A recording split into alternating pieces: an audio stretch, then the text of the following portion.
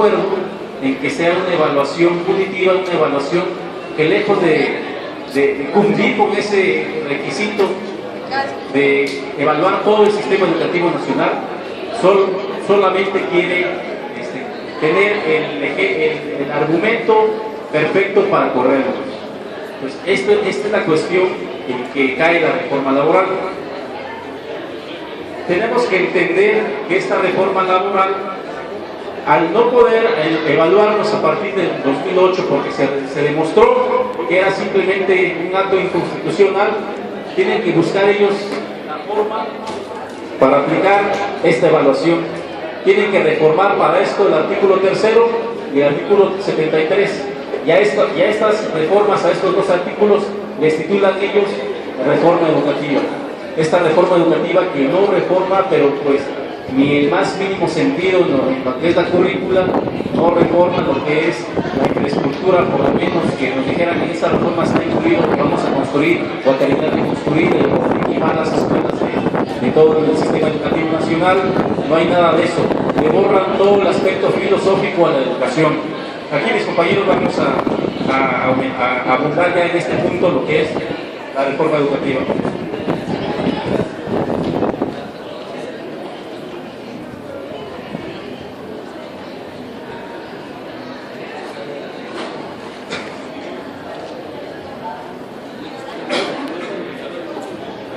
Bien, jóvenes,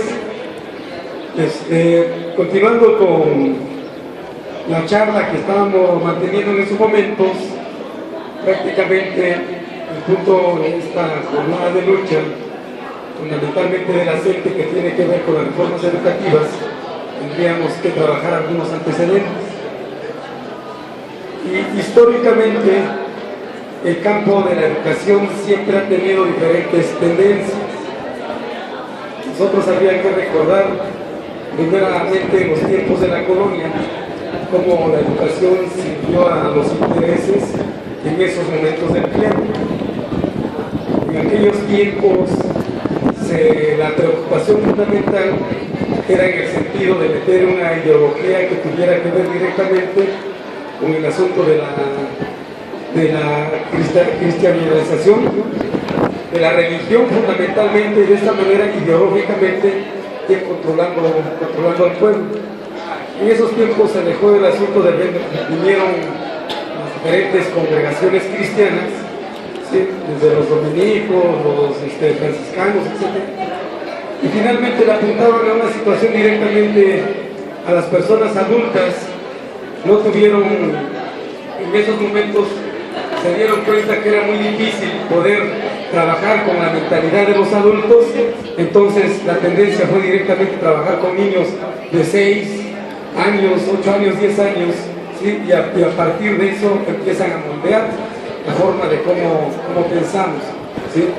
En estos momentos, básicamente, entendemos que la educación siempre va a estar al servicio del grupo en el poder. Sí, la educación siempre es un medio de reproducción de la ideología del grupo dominante. Y si lo estamos manifestando desde esa manera, entonces también vamos a entender que la educación siempre va a estar en contradicción ante las fuerzas antagónicas, los grupos antagónicos, y la educación siempre se va a manifestar el asunto de la lucha de clases. ¿Sí?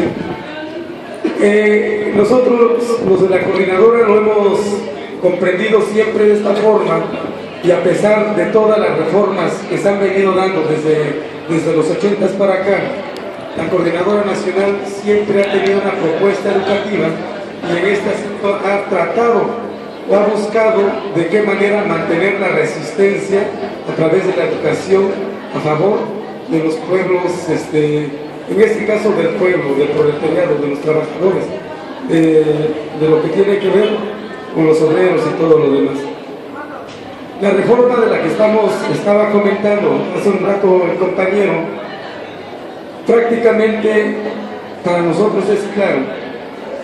La reforma que se plantea, en primer lugar, lo decimos de manera muy tajante, no es una reforma educativa, ¿sí? No está realmente pensada o no tiene ninguna parte de esta reforma donde realmente esté pensando en sacar de la crisis educativa que tenemos en México. Es cierto, no podemos ocultarlo como maestros democráticos. Nosotros hemos hecho la denuncia ya desde hace varios años que el sistema educativo está viviendo en una gran crisis. Y efectivamente sí se requiere de una reforma educativa para sacar adelante el rezago educativo que tenemos. Lamentablemente no es lo que está planteando el Estado en estos momentos. En la esencia de esta reforma no es más que la extensión de lo que fue la reforma del artículo 123 a la Ley Federal del Trabajo. Entonces, en esta reforma únicamente se está avanzando en el asunto de una reforma laboral extendida directamente a los trabajadores de la educación. El planteamiento fundamental que ellos tienen a partir de desplegar desde aproximadamente todo lo que fue la década de los 90s, del 2000, una gran campaña a través de los medios masivos de comunicación sobre esta crisis educativa. En el centro de la crisis educativa siempre han puesto que el responsable o los responsables de esta crisis educativa son los maestros.